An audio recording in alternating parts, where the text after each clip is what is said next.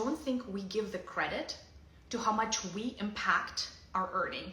Like, for instance, as an entrepreneur, I didn't realize how much me there was in my business because, it's a company, it's a legal entity with all of these investors, hundreds of thousands of customers, right? And hundreds of people, of employees, right? Like, it's a big team is what I'm saying, like, or just like a lot of people involved. As a founder, I never really understood how much of me, my personal energy and my personal blocks were in my company. I was like, no, but it's a separate entity for me. It has a nice business model. It helps people. It solves like a big issue. What I didn't realize that if I have a block for receiving money, if like this is the size of my container and my capacity, my business is going to have the exact same problem.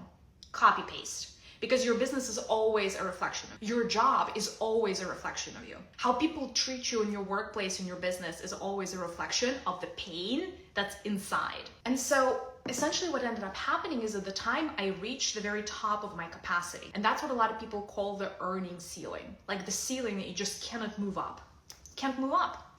And when you start trying to solve this problem from a logical perspective, you can't. And that's why a lot of people actually at the stage that I was at, they start running out of energy to keep carrying on. If you have people, with failing businesses, if you know people in your network, or if you yourself maybe experienced like losing a business at one point, what happens to a lot of people with the declining companies is they would reach the ceiling, like the entrepreneur or the CEO running that business would reach their personal ceiling. And because they don't know that they reached it, they start working harder and they try more things and, throw like money at the problem sometimes, like let's get more investment dollars. The thing is, eventually they run out of resources, they run out of steam. Like it's so hard when nothing is working. And that's when they start getting into that decline mode. And it's really hard to get out of that. If only people knew that in order to get out of that mess, all you need to do is increase the size of your container. I think like there'd be like way more millionaires and even billionaires on this planet. Life would be a lot easier.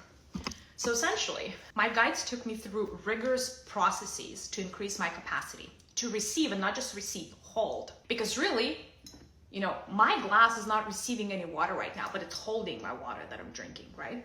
And if you don't want your money to slip away through your fingers, which is what a lot of people are experiencing, you need a container that's not leaking, etherically, the money container.